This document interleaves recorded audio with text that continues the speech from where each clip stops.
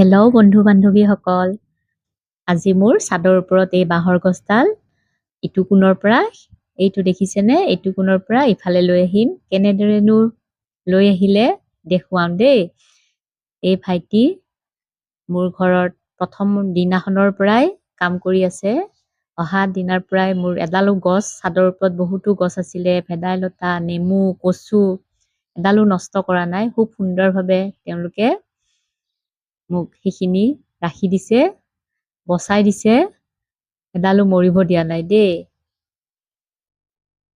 এয়া চাওকচোন কেনেদৰে চুচৰাই বুদ্ধি লগাই পেলাই। আগতে সৰু বাচন এটাত, চৰিয়া এটাত দিছিলোঁ বাঁহডাল। তাৰপিছত মোৰ পানী টেংকি বেয়া হওঁতে কাটি পেলাই 2 ভাগ কৰি পেলাই এনেকে এটা ভাগত এনেকে বাঁহৰ গছটো দিছিলোঁ। খুব সুন্দৰভাৱে এনেদৰে হৈছে।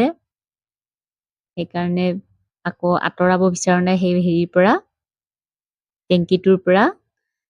তেওঁলোকেও কৈছে আমি লৈ যাম, আৰু টেংকিটো ছাদৰ ওপৰত যিহেতু আৰু এটা ঢালাই দি পেলাই সেই গোলটো দেখিছেনে?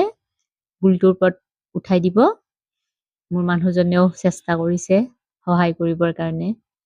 আকৌ এতিয়া বৰষুণ আহিলে বৰষুণত অকণমান ৰখি দিলোঁ। আৰু সেই সময়খিনিত মোৰ উঠোৱা নহ'ল যিহেতু মই তলত গুচি গ'লোঁ। তেওঁলোকে বুদ্ধি লগাই পেলাই ধুনীয়াকে এই জেগাটোত দি দিলে। এয়া চাওক ইমান ধুনীয়াকে উঠাই দিলে। মোৰ গছডালো ধুনীয়াকৈ ৰাখি দিলোঁ ইয়াতে। এতিয়া মনটো ভাল লাগিছে মোৰ। আৰু এনেদৰে মোৰ নৰসিংহ, এয়া খেৰৰ গছ দেখিছেনে?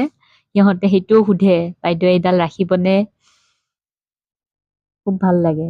এয়া চাওকচোন খেৰৰ গছ হৈছে মোৰ ছাদৰ ওপৰত। প্ৰত্যেকডাল গছে তেওঁলোকে এনেদৰে সুধি